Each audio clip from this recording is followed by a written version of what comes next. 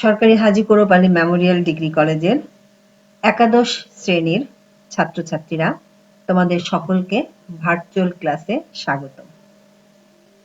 আলহামদুলিল্লাহ, আল্লাহ আমাদেরকে আরো একটি সুযোগ দিয়েছেন তোমাদের সাথে এই ভার্চুয়াল ক্লাসে যুক্ত হতে।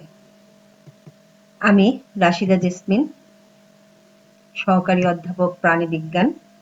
আমরা পড়ছিলাম জীববিজ্ঞান দ্বিতীয় পত্রের প্রথম অধ্যায়, প্রাণীর বিভিন্নতা ও শ্রেণীবিন্যাস, অ্যানিমাল ডাইভার্সিটি অ্যান্ড ক্লাসিফিকেশন। আজকে আমাদের পাঠের বিষয় প্রাণী জগতের প্রধান পর্বসমূহ। আমরা গত ক্লাসগুলিতে 5টি পর্ব সম্পর্কে জেনেছি। আজকে আমরা ফাইলাম 6 অ্যানিলিডা পড়ব ফাইলাম 7 আর্থ্রোপোডা, ফাইলাম 8 একাইনোডার্মাটা এবং ফাইলাম 9 কর্ডাটা। এক এক করে আমরা প্রতিটি পর্বের সংক্ষিপ্ত পরিচিতি সম্পর্কে জানব এবং সেই সাথে জানব প্রতিটি পর্বের বৈশিষ্ট্যগুলি সম্পর্কে। তো প্রথমে আমরা আসি ফাইলাম 6 অ্যানিলিডা। অ্যানিলিডা পর্বের কিছু প্রাণীর ছবি আমি এখানে এনেছি, তোমরা ছবিগুলি দেখো। এদের সম্পর্কে আমরা প্রথমে সংক্ষিপ্ত একটা পরিচিতি জেনে নিই। অ্যানিলিডা, অ্যানুলাস অর্থ হচ্ছে ছোট আংটি বা রিং। এদের প্রতিটি প্রাণীর গায়ে দেখো ছোট ছোট রিং রিং মতন একটি বৈশিষ্ট্য রয়েছে।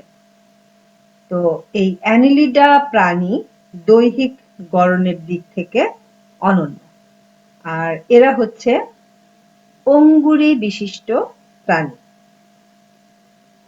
এই অ্যানিলিডা পর্বের প্রাণীগুলো আগের যে পর্বগুলি আমরা পড়েছি তাদের চেয়ে অধিকতর উন্নত।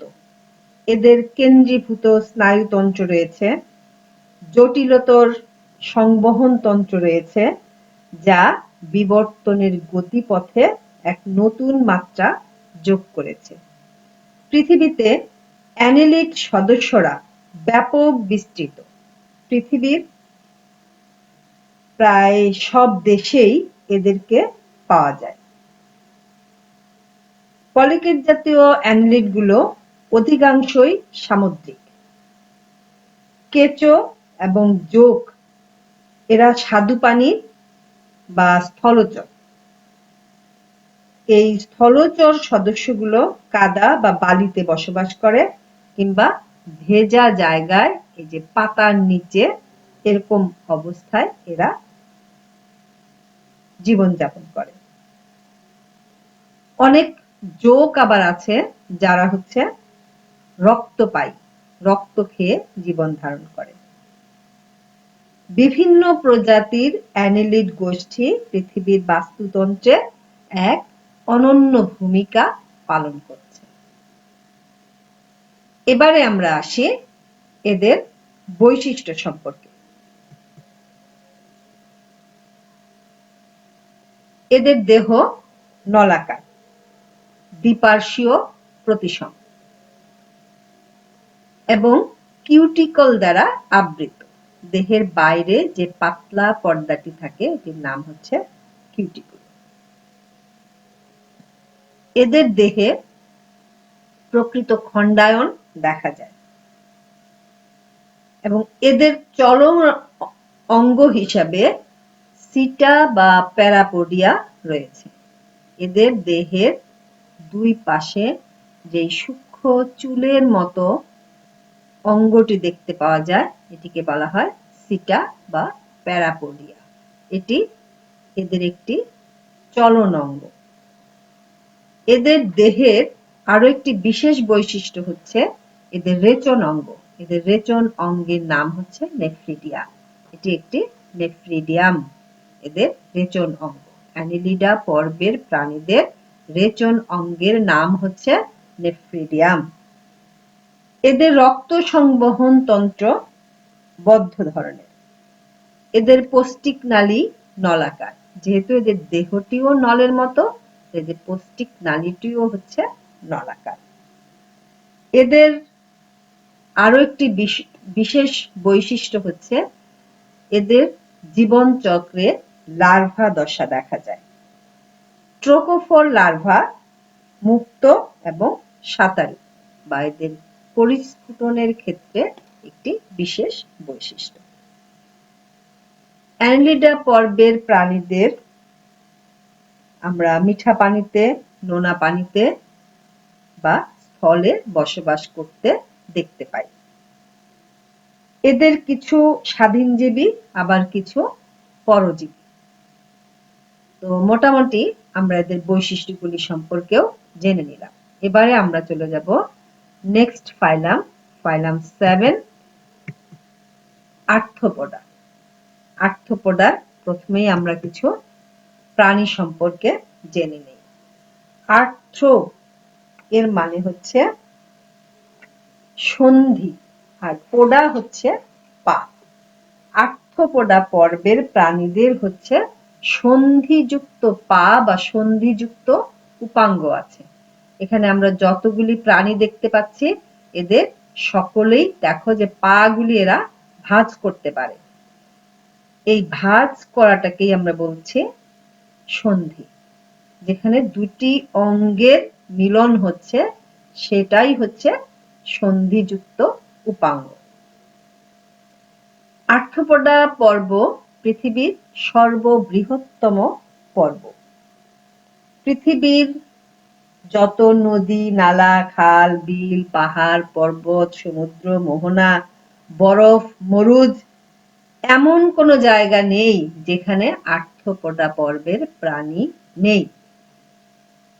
যে সমস্ত পৃথিবীর যত গভীরে আমরা যাই সেখানেও আর্থ্রোপোডা পর্বের প্রাণী আমরা দেখতে পাব। এরা সর্বভুক, মুক্তজীবী বা পরজীবীও হতে পারে। এদের চলন, শ্বসন, রক্ত সংবহন তন্ত্র এগুলিও বেশ বৈচিত্র্যময়। আর্থ্রোপোডার সামাজিক জীবনে প্রাণী জগতে বেশ অবদান রেখেছে। এদের পঞ্চ ইন্দ্রিয় বেশ কার্যক্ষম। আর্থ্রোপোডা পর্বের সদস্যরা পরিবেশটাকে নিজেদের নিয়ন্ত্রণে নিয়ে এদের জীবনযাপন এরা করতে পারে।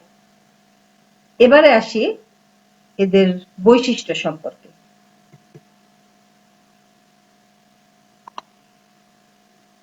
প্রথমে আমি বললাম যে এদের সন্ধিযুক্ত উপাঙ্গ রয়েছে এবং এদের সমস্ত দেহকে ট্যাগমাটাইজেশন বা অঞ্চলায়ন করা যায়, অর্থাৎ সমস্ত দেহকে মস্তক, বক্ষ এবং উদরে বিভক্ত করা যায়। এদের মস্তকে একজোড়া অ্যান্টেনা আছে, এটা হচ্ছে অ্যান্টেনা। একজোড়া পুঞ্জাক্ষী আছে এবং এদের সন্ধিযুক্ত পা আছে।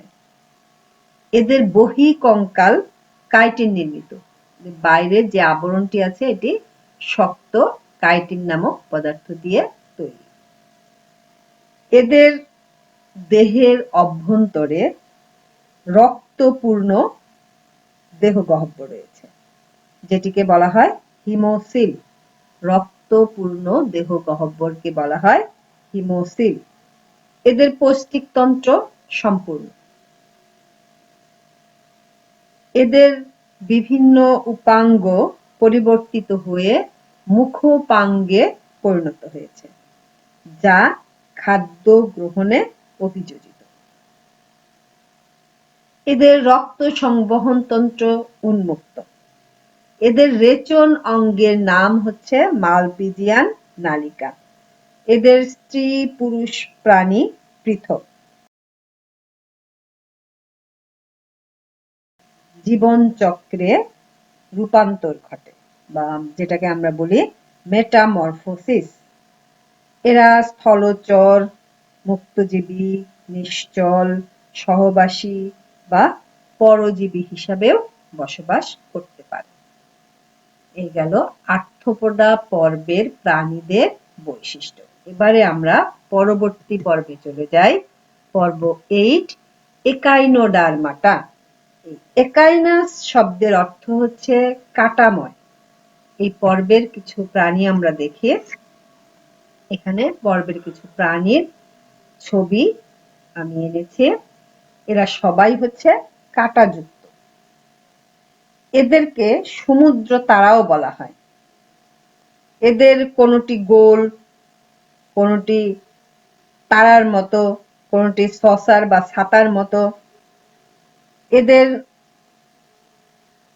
কাঁটাগুলো বহিঃকঙ্কাল আর প্লেটগুলো হচ্ছে অন্তঃকঙ্কাল।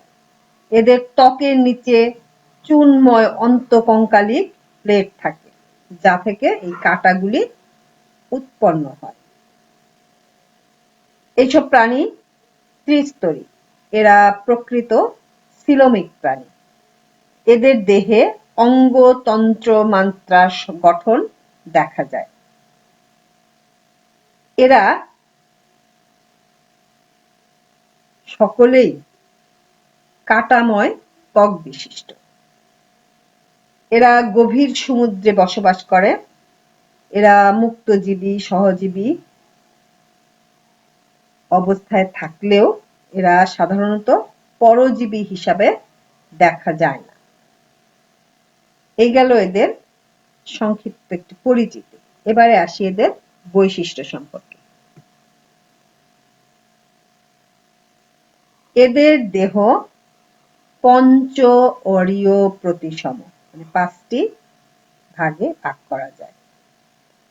দেহ কণ্টকময়। প্রতিটি প্রাণীরই দেখো ত্বকের উপরিপাশে কাঁটাযুক্ত। এদের দেহ মৌখিক তল এবং বিমৌখিক তলে বিন্যস্ত। অ্যাবোরাল এবং ওরাল তল। মৌখিক দিকটাকে আমরা বলি ওরাল এবং এর তলদেশটাকে আমরা বলি অ্যাবোরাল। এদের দেহের ভিতরে সিলোম থেকে সৃষ্ট হয় একটি অনন্য বৈশিষ্ট্য, যার নাম হচ্ছে পানি সংবহন তন্ত্র। এই পানি সংবহন তন্ত্রে আবার টিউব ফিট রয়েছে বা নালিকা পথ। এগুলি হচ্ছে এই পর্বের প্রাণীদের চলন অঙ্গ। এদের রক্ত সংবহন তন্ত্র অনুপস্থিত, তবে হিমালতন্ত্র বা পেরিহিমালতন্ত্র এদের রক্ত সংবহন তন্ত্রের কাজ করে। এদের কোনো রেচন তন্ত্র নেই। এসব প্রাণীরা একলিঙ্গিক প্রাণী। জীবনচক্রে এদের লার্ভা দশা দেখা যায়, আর এরা সকলেই প্রায় সামুদ্রিক। তাহলে এই গেল একাইনোডার্মাটা পর্বের বৈশিষ্ট্য। এবারে আমরা যে পর্বটির বৈশিষ্ট্য পড়ব সেটি হচ্ছে করডাটা পর্ব। আজকে আমরা করডাটা পর্বের শুধুমাত্র বৈশিষ্ট্যটি পড়ব এবং নেক্সট ক্লাসে আমরা করডাটা পর্বের ক্লাসিফিকেশন, করডাটা পর্বে কে যত ভাগে ভাগ করা যায় সেগুলি সম্পর্কে ডিটেলসে পড়ব। এবারে আমরা করডাটা পর্বের প্রাণীদের সম্পর্কে একটু জেনে নিই। করডাটা পর্বের প্রাণীরা যাদের জীবনে কোনো না কোনো পর্যায়ে পৃষ্ঠ মধ্যরেখা বরাবর দণ্ডাকার ও স্থিতিস্থাপক নটকর থাকে, তাদেরকেই করডাটা বলে। এদের স্নায়ুরজ্জু পৃষ্ঠীয় ফাঁপা। এদের জীবনের যে কোনো পর্যায়ে গলবিলের দুই পাশে কয়েক জোড়া ফুলকা রন্ধ্র থাকে। ক্ষুদ্রাকায় কাচকি মাছ থেকে শুরু করে মানুষ পর্যন্ত সবই হচ্ছে করডাটা পর্বের প্রাণী। এদের অন্তঃকঙ্কাল, ছিদ্রাল গলবিল, উন্নত মস্তিষ্ক, জোর বিশেষ সংবেদ অঙ্গ ও জোর উপাঙ্গ সমূহ এইসব প্রাণীকুলের উৎপত্তির পর দ্রুত পৃথিবীর সমস্ত বাস্তুতন্ত্রে ছড়িয়ে এক শক্তিশালী নেটওয়ার্ক গড়ে তুলেছে, যার ফলে আজকে এই মানুষের উদ্ভবের মধ্য দিয়েই কিন্তু পৃথিবীর জয় সমাপ্ত হয়েছে। তো এদের জীবনচক্রের একটি কি বললাম বিশেষ বৈশিষ্ট্য, জীবনচক্রের কোনো না কোনো সময় নটকর থাকে। সেটা লার্ভা অবস্থায় থাকতে পারে, পূর্ণাঙ্গ অবস্থায়ও থাকতে পারে। তো এদের বৈশিষ্ট্য সম্পর্কে আমরা জেনে নিই। করডাটা পর্বের বৈশিষ্ট্য। নটোকর্ড থাকে ভ্রূণ অবস্থায় অথবা জীবনচক্রের যে কোনো অবস্থায়, ভ্রূণ অবস্থায় বা লার্ভা অবস্থায় অথবা পূর্ণাঙ্গ অবস্থায় কোনো না কোনো সময় নটোকর্ড থাকবেই। স্নায়ুরজ্জু, এদের নটোকর্ডের ঠিক উপরে লম্ব অক্ষ বরাবর ফাঁপা নলাকার স্নায়ুরজ্জু থাকে। এদের গল বিলে ফুলকা রন্ধ্র থাকে, দুই পাশে কয়েক জোড়াও হতে পারে, আবার এক জোড়াও হতে পারে। এন্ডোস্টাইল, গল বিলের নিচে এন্ডোস্টাইল নামক একটি অঙ্গ থাকে, যা পরবর্তীতে থাইরয়েড গ্রন্থিতে রূপান্তরিত হয়। রক্ত সংবহন তন্ত্র, কর্ডেটদের রক্ত সংবহন তন্ত্র বদ্ধ ধরনের। এদের রক্তের লোহিত কণিকায় হিমোগ্লোবিন থাকে, আর এদের রক্ত কখনোই দেহ গহ্বরে উন্মুক্ত হয় না, তাই করডাটা পর্বের প্রাণীদের রক্ত সংবহন তন্ত্র হচ্ছে বদ্ধ ধরনের। হৃৎপিণ্ডের অবস্থান, করডাটা পর্বের প্রাণীদের হৃৎপিণ্ড অঙ্কীয় দেশে অবস্থান করে। পার্শ্বপদ, মেরুদণ্ডীদের দুই জোড়া পার্শ্বপদ থাকে, যা অন্তঃকঙ্কালে অবলম্বিত। ভ্রূণ দশায় এদের পায়ুর পশ্চাতে লেজ থাকে, অনেক ক্ষেত্রে এটি পরবর্তীতে বিলীন হয়ে যায়। করডেটের খণ্ডকায়ন দেহ প্রাচীর মস্তিষ্ক ও লেজে সীমাবদ্ধ থাকে, সিলম পর্যন্ত পৌঁছায় না। তাহলে এগুলি হচ্ছে করডাটা পর্বের প্রাণীদের বৈশিষ্ট্য। আমরা একে একে 4টি পর্বের পরিচিতি এবং বৈশিষ্ট্য সম্পর্কে জেনে নিলাম। এই করডাটা পর্বের যে শ্রেণীবিন্যাস রয়েছে সে সম্পর্কে আমরা আগামী ক্লাসে বিস্তারিত আলোচনা করব। আজকে আমাদের ক্লাস এ পর্যন্তই। এবারে আমরা একটি বাড়ির কাজে চলে যাব।